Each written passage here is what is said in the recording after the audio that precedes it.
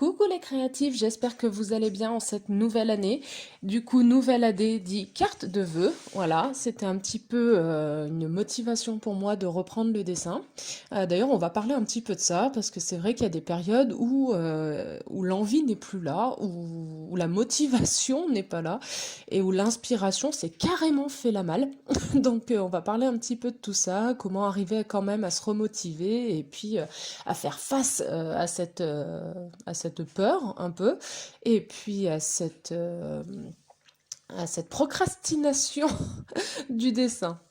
Donc aujourd'hui, ça faisait combien de temps? Je crois que c'est depuis Linktober. Je me demande si Linktober ne m'a pas en fait vidé de mon énergie. Depuis Linktober, j'ai quasiment plus dessiné. J'ai arrêté mon carnet de croquis, j'ai arrêté mon sketchbook, j'ai un petit peu tout arrêté. Le contexte actuel n'était pas non plus favorable, comme pour beaucoup d'entre vous, je l'imagine. Et c'est vrai que du coup, ben, j'ai un peu perdu la main et j'ai pas arrêté de repousser continuellement le moment où il allait falloir se remettre à ses stylos. Et puis je me suis dit quand même qu'avec le début d'année, si je faisais pas au moins une carte de vœux, ça allait pas le faire. Et surtout, j'ai regardé quand même pas mal de vidéos sur YouTube de dessins, dont celle de Eruda Art. Je vous mettrai la chaîne dans la barre de description parce que franchement, j'adore ce qu'il ou elle fait. Je trouve ça superbe, le jeu des lumières, les contrastes. Et d'ailleurs, c'est un petit peu ce que j'ai voulu essayer de faire sur cette peinture, hein, enfin cette illustration. Donc là, on voit, c'est de faire en fait un fond qui sera progressivement de plus en plus foncé pour faire se détacher les éléments du premier plan. Donc c'est plutôt de peindre en négatif que de peindre comme on le fait d'habitude, pièce par pièce, de rajouter des ombres et tout. Là non, c'était plutôt l'inverse, de faire en sorte que les fleurs puissent ressortir du fond. Donc c'était un petit peu ce qui m'a motivée pour essayer, et c'est vrai que je me dis quand on perd un peu la motivation comme ça, quand on a un peu désœuvré, on a envie, ça chatouille la main là, ça titille, et puis au final ça vient pas, on n'arrive pas à se poser, à prendre le temps, à dire bon on verra plus tard, j'ai pas d'idée. Et ben de regarder les vidéos des autres, je trouve que c'est hyper intéressant, ça donne des idées, ça donne envie. Et en ce qui me concerne, c'est vrai que j'ai quand même souvent la peur de rater. Alors c'est pas le syndrome de la page blanche, c'est la peur de rater. En fait, ce qui se passe, c'est que quand je commence quelque chose, j'aime rarement que ce soit moche, et sauf qu'en fait, je ne vois que les défauts de mes dessins. Alors chez les autres, je vois tout ce qui est positif, je trouve ça magnifique, superbe et tout. Et c'est vrai que sur mes dessins à moi, j'avoue que globalement, je vais plutôt être dure. Du coup, des fois, c'est pas très constructif. Alors ça peut l'être, mais pas toujours. Et ça peut plutôt un peu décourager que motiver. Voilà, alors ça dépend, hein. Ça permet de progresser, mais quand c'est continuel et que c'est constamment, oui, mais il y a ça qui va pas, et j'aurais pu faire mieux, et gna gna gna, et ben au final, je pense que ça tire plus vers le bas que vers le haut.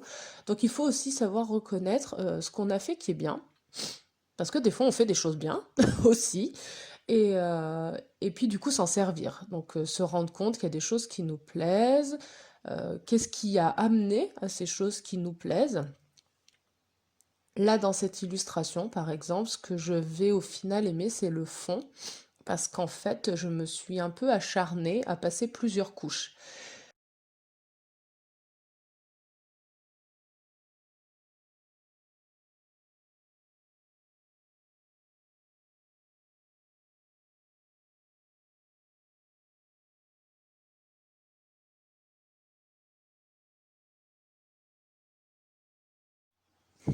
Donc, on poursuit. Effectivement, j'ai des gros soucis d'ordinateur.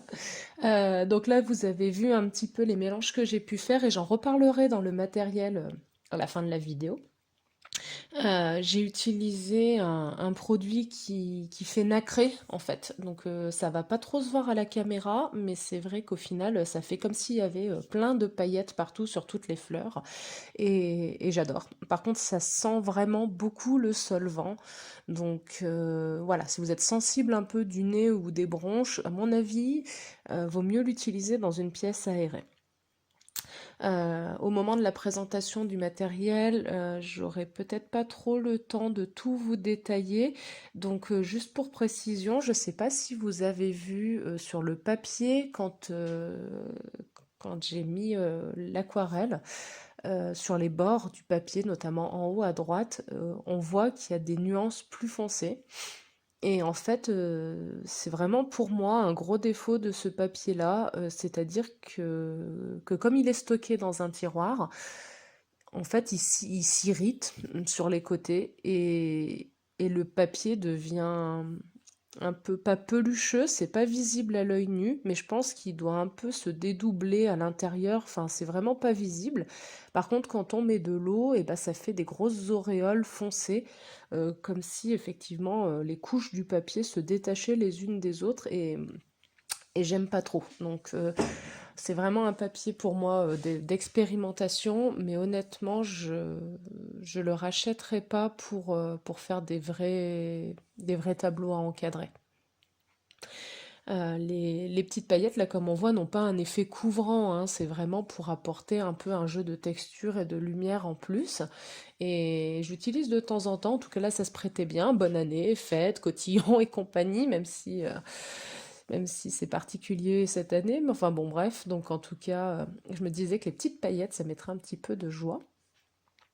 Et puis autre chose, c'est que oui, à moins de détacher les feuilles du carnet, chose que j'aurais dû faire au final, heu et ben, en fait, ça bouge dans tous les sens, donc ça tient pas en place, ce qui fait que la peinture, dégouline sur les feuilles de derrière, donc c'est pas très, je le trouve pas pratique. Voilà, la qualité du papier est correcte, si on oublie les bords, mais sinon, j'avoue que je le trouve globalement pas très pratique.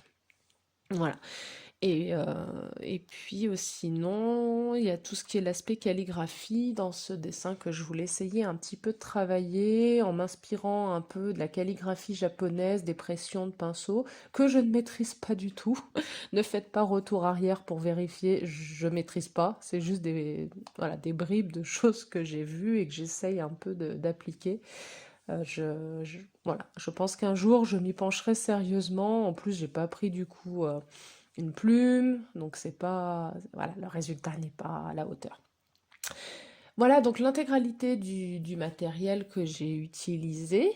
Donc ma fameuse palette que j'ai depuis toujours de chez Van Gogh. J'ai utilisé donc certaines couleurs. Oups, pardon.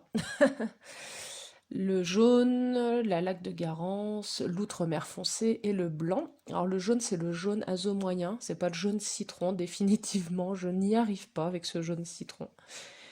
Et après, donc on voit les mélanges que j'ai pu faire avec le blanc. Et je vais essayer de vous montrer la marque, mais honnêtement, on n'y voit que dalle. Voilà, bon, j'aurais essayé. En tout cas, je vous le dis, c'est Van Gogh. Le fameux médium dont je vous ai parlé, de Winsor et Newton, pardon. Donc c'est extrêmement liquide, qui se mélange vraiment très bien, qui ne dénature pas du tout la couleur de l'aquarelle. Euh, alors là, il marque à utiliser surtout sur les fonds sombres. Alors j'ai pas essayé, il faudra que j'essaye. Je l'ai depuis 2 ans et il vieillit super bien. Au niveau des pinceaux, donc on a un Daler Ronet en 5,0 que j'utilise régulièrement, c'est des poils synthétiques. Et les deux autres, on ne voit pas la marque, mais je crois que ce sont des Lefranc bourgeois de mémoire. Et, euh, et je les utilise également régulièrement. Voilà, donc un plus fin et un plus épais.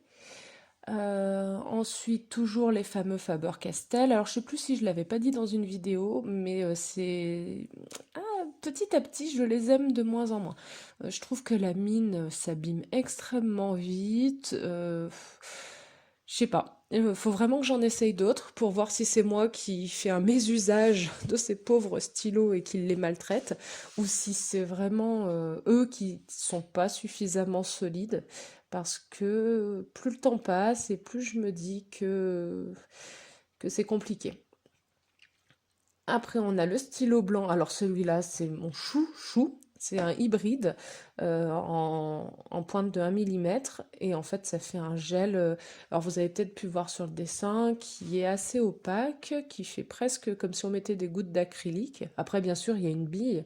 Donc forcément, quand on applique, à des moments, j'ai appliqué, ça faisait la trace de la bille. Mais honnêtement, c'est mon chouchou. Je l'adore, je l'utilise de partout. Des critériums et le fameux papier dont je vous avais parlé, de Winsor et Newton aussi, avec des feuilles qui sont détachables, qui sont plutôt de bonne qualité hein, quand même, hein, faut pas cracher dessus, donc c'est assez épais, le grain est très fin, mais intéressant quand même. Et après, bah, comme je vous disais, voilà. Donc tout ça, c'est des choses qui débordent, qui du coup sont pas pratiques pour les peintures suivantes, parce que bah, ça laisse des traces, donc c'est pas cool. En fait, j'aurais juste dû y détacher, mais comme c'est un carnet, j'ai pas envie d'enlever les feuilles, je veux les garder tout ensemble, vu que c'est des expérimentations.